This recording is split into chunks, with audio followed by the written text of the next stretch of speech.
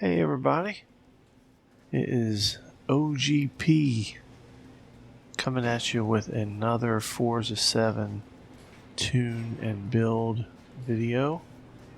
It's the next one in our series of 1990s sports icons.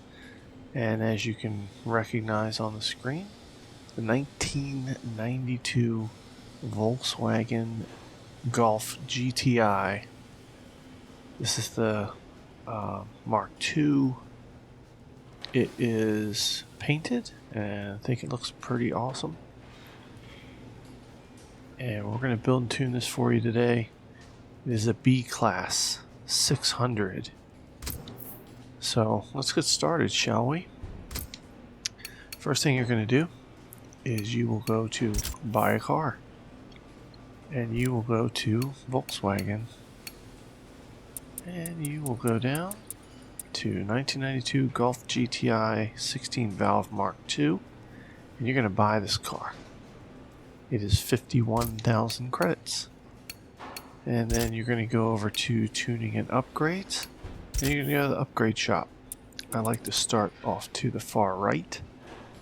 With this tune, it's going to be a B-Class 600 PI. You're going to start with the aspirational conversion, and in this one I put the positive displacement supercharger. This had just a better torque and power ratio for a front wheel drive car. The single turbo just added a little. You can see in the power curve the torque just kind of jumps up there a little bit smoother with the supercharger here. So I went with that because it's front wheel drive. It has a tendency, if you put a lot of power to the front wheels, then they slip.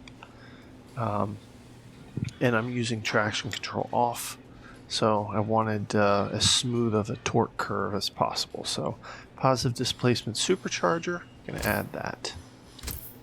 And then for the aero and appearance, front bumper is going to be race. The rear wing will be race. The rear bumper, you don't have to put one on. I just chose one just for the hell of it. Side skirts, same thing. You don't have to have them on. I put them on just for consistency because I put the rear bumper on and, OCD kicked in. Know what I mean? Yeah, I think you do. Anyway, going to the tire and the rims. Tire compound, of course. We're going race. If you want to race it, you should have racing slicks on. So I did that. For the width of the tire, I got 245, so I went max width in the front. Those are our drive wheels. For the rear, I went max width as well, so 245s all the way around. For the actual rim style, not really sure which one I chose.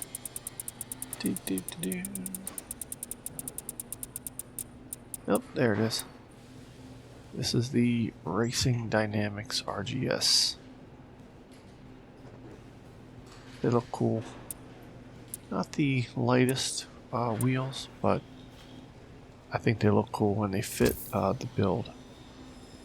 I put the wheels on at the end so I can match up the PI to what I need it to be most of the time. For the wheel width, or the front rim size, I just jumped it up to 16s. I figure 15's a little small, went with the 16s. Helps out a little bit. Moving on to the drivetrain. Clutch. It's a racing clutch. It only adds 4 PI, so what the hell. Transmission is race transmission, so you can upgrade and adjust the gearing. Driveline is race, and the differential is race. Platform and handling, of course, race brakes. No shocker there. Race suspension, and no shocker there. Front anti-roll bars are race. Rear anti-roll bars are race. On this one I put a full roll cage in because I wanted to. Really no other reason. Figure any weight that it adds can be taken out in the weight reduction, which is full race weight reduction. Try and say that fast 3 times. full race weight reduction. I can just say it once.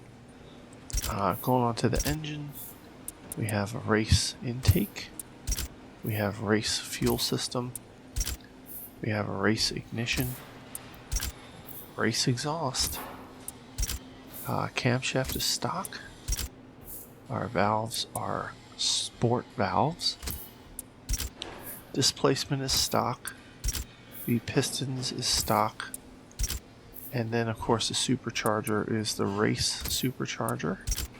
Intercooler is stock, the oil and cooling is the street oil and cooling, and I'm pretty sure I put that on just to get the PI to exactly 600. And same thing with the flywheel. It's a free upgrade. Doesn't cost you any PI. Lowers their weight by 1 pound. Whoop-de-doo. But look, take it where you can get it, right? Street flywheel. So that's everything you need there for the engine components. And now let's take a look at the tune. For this tune, because it's front wheel drive, it's only a B class. We went with 28.5 in the front and the rear for the tire pressure. Here's our gearing setup. Now this is, for all kinds of tracks, for speed tracks, for quick tracks. It does have a little bit more speed than acceleration off the line.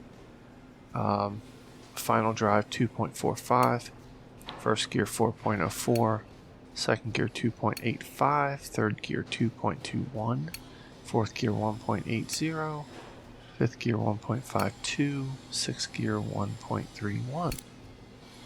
Our alignment, our camber in the front, negative 1.8, and in the rear it's negative 1.1. 0 for the toe, and our caster front caster angle is 5.7. For our anti-roll bars, we have 17.16 in the front and 12.6 in the rear.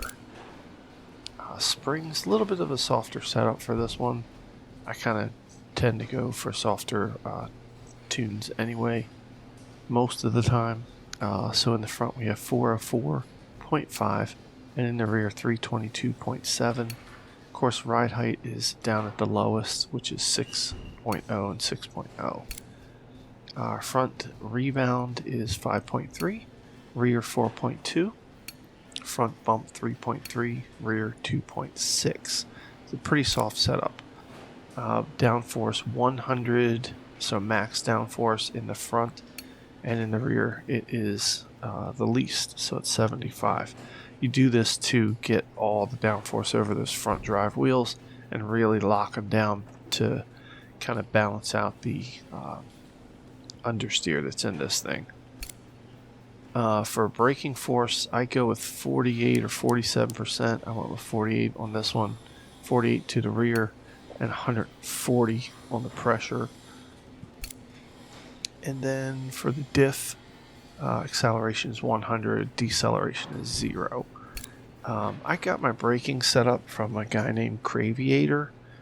He does some really good tunes here on YouTube, and I used to have, like for this setup, I actually had it at 57% in the front, which is okay, but I started watching his tunes, and he always has his brakes set 48, 47%, something like that, and the pressure up.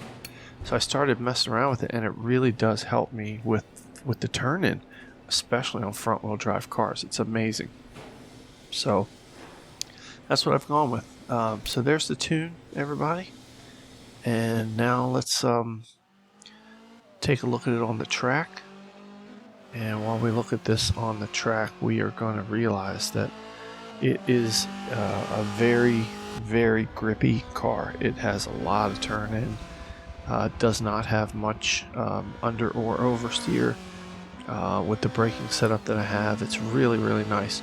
It does really great on like the Bernese Alps tracks, the speed tracks, and it does well. I do a lot of my testing on Catalunya, the GP circuit, which is a really good track for overall for speed and for tight corners, and it does really well with everything. So there's the build and the tune. It's the 1992 Volkswagen GTI. It is a B class 600 And I hope you guys like it. Hope you guys enjoy it. And if you do, leave me a like and comment. And if you like more of this content, subscribe to the channel. I will have more of the 1990s sports car icons, tunes, and builds coming up for you. Thanks a lot. Hope you're having a great day.